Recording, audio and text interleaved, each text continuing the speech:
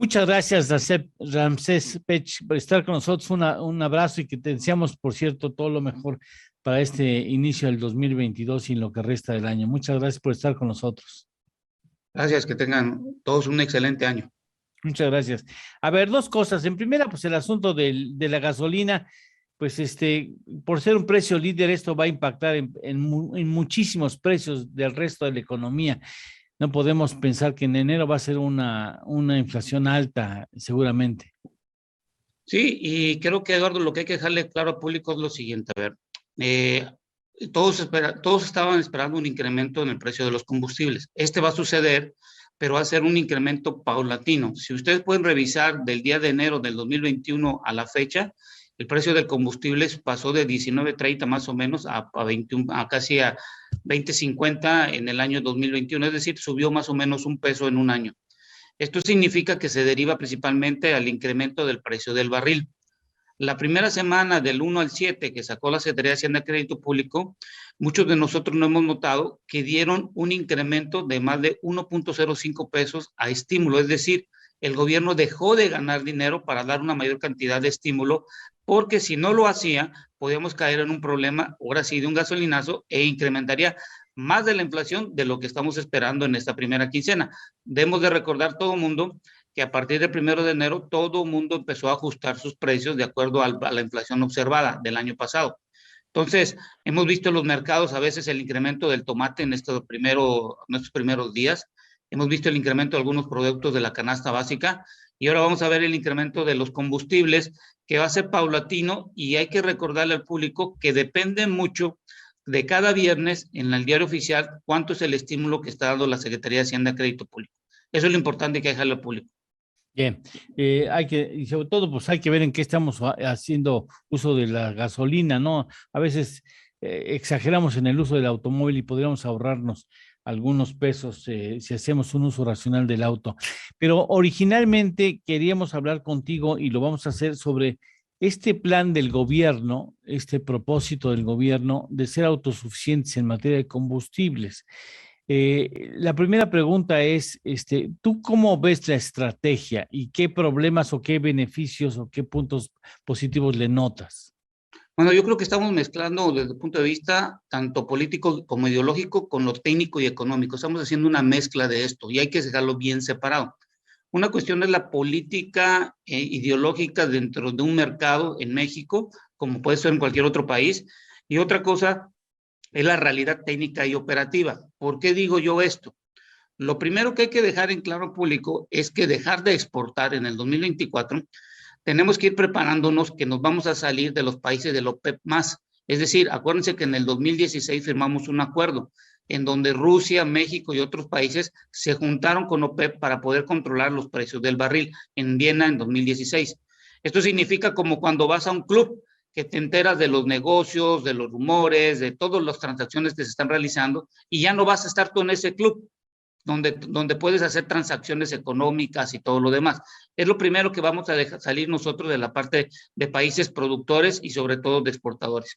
Segundo, lo que hay que dejar también en claro es que la pregunta de la Secretaría de Hacienda Crédito Público ya contempló otro tipo de divisa que podía entrar a nuestro país por medio de alguna negociación, mercado, productos, exportación o algo que se hace en México como el turismo o lo que estamos viendo de las remesas, y en este caso acuérdense que la exportación era la tercera remesa, luego pasó a ser la segunda en el 2020, esa es la pregunta que hay que hacerle a la Secretaría de Hacienda y Crédito Público.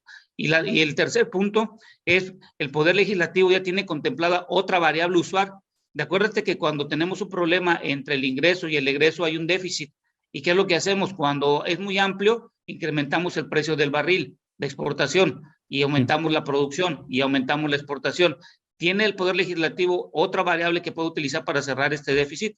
Y por último, Pemex podría sustituir estos ingresos. Recuérdense que datos de Pemex dice que en el 2020 el 33% de los ingresos correspondía a la exportación de crudo y condensados.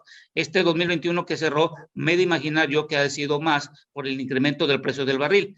Y lo que debemos dejar en claro público es, recuerden que Pemex se le da en pesos. Entonces, imagínate Pemex Refinación, tendría que comprar dólares para pagarle en dólares a PEP, el crudo. o la empresa que hoy en día, que es PMI, quien es la comercializadora de los hidrocarburos a nivel nacional. Acuérdate que PMI comercializa los crudos tanto de Pemex con sus socios como de los contratistas. Entonces hay muchas variables aquí que todavía no están bien definidas, Eduardo, y creo que para el 2024 pues ya tendría otra administración que no sabemos si va a seguir con la misma política de la actual o cuál va a ser las modificaciones. Eh, ¿Se puede perder ese ingreso de la exportación? O sea, Sí, el país, ya va no solamente para Pemex, el país, eso implicaría que de la refinación tienes que obtener más de lo que dejaste de ganar por la exportación de petróleo, ¿no?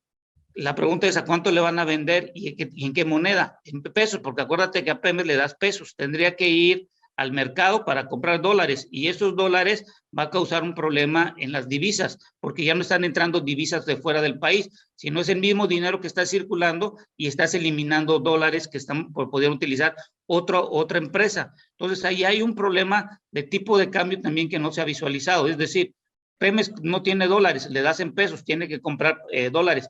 Si no entran los dólares por la exportación, que le ayudaban tanto para pagar sus deudas y todos los proveedores, que muchos de los contratos, casi el 80% está en dólares, entonces aquí hay una discrepancia de cómo le va a hacer Pemex, porque va a poder afectar en un dado caso al tipo de cambio.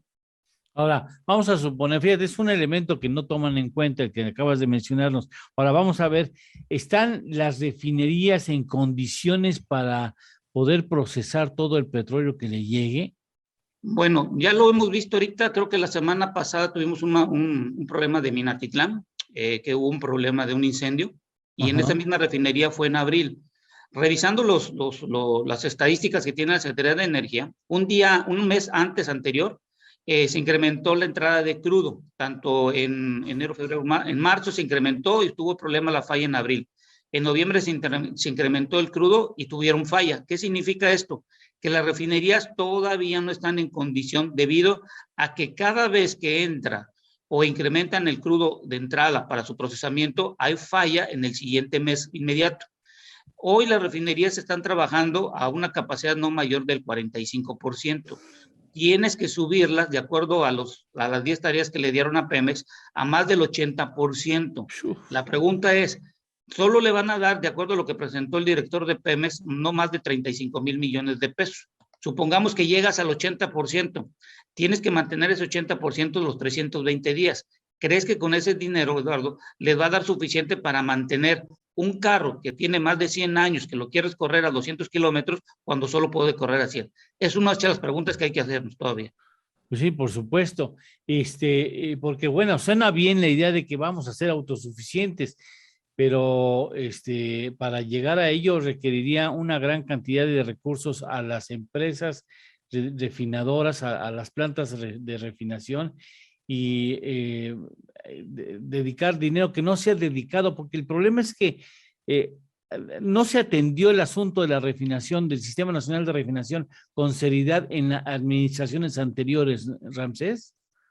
Sí, y creo que no es tanto que no se haya dado el valor agregado, porque lo que sucede en nuestro país, y lo vuelvo a repetir, lo que hemos platicado, es que no hay un plan, solo hay políticas públicas de corto plazo, en donde cada quien decide cuánto es el dinero, cómo lo necesitas, cómo administras a estas dos empresas que han sido la garante para nuestro país en muchos aspectos. Hoy ya no se puede porque el dinero no está dando los frutos necesarios en el largo plazo.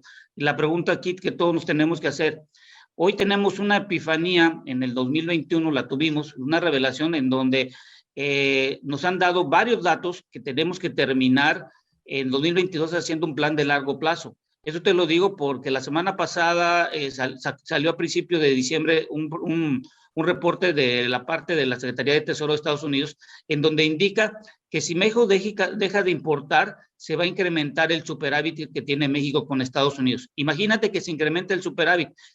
¿Qué crees que puede hacer Estados Unidos para que no tenga este inconveniente? Bueno, va a dejar de importar productos mexicanos o va a tener que hacer un balance, porque si dejan de exportar combustibles o alguna materia prima de esto, y aunado a la dejada de exportación de crudo, creo que Estados Unidos va a tener que reevaluar en el 2026 que se firme el TEMEC si es realmente un acuerdo de buen beneficio. Y acuérdate que este 1 de enero entró el Tratado de Asia-Pacífico, donde están 15 países en donde van a tratar de hacer la competencia tanto para Estados Unidos, Canadá y la Comunión Europea. Y ya por último, adelante las refinerías. Ahorita que está Deer Park, me llamó mucho la atención que el día 23 de diciembre, a 20 minutos, había una refinería de ExxonMobil que tuvo un accidente. Bueno, pues presentaron una demanda a 2 trabajadores de más de 10 millones de dólares por el accidente que tuvieron. Y creo que en México debemos de tomar en cuenta que el mercado, desde el punto de vista jurídico de operación de una refinería de allá, es muy diferente con respecto a México, porque en México las refinerías son de la nación y puede haber cualquier subsanación o cualquier inconveniente. Allá, bueno, es una cuestión de un mercado privado y no es una inversión. Es una inversión pública, pero está dentro de un mercado privado. Entonces hay que tener mucho cuidado con toda esa parte jurídica ya. O sea, tú le ves complicado el asunto, el propósito del gobierno de ser autosuficiente en materia energética. Complicado desde el punto de vista operativo de las 6 refinerías, sí, siempre y cuando lleguen al mínimo el 80%. Deer Park, dependemos mucho de la cantidad de productos derivados de la refinería nos dejen enviar a México. Y tercero, de tener el suficiente dinero para mantener al sistema de refinación por arriba del 80%, más de 320 días, sin tener tantos paros o fallas en las plantas.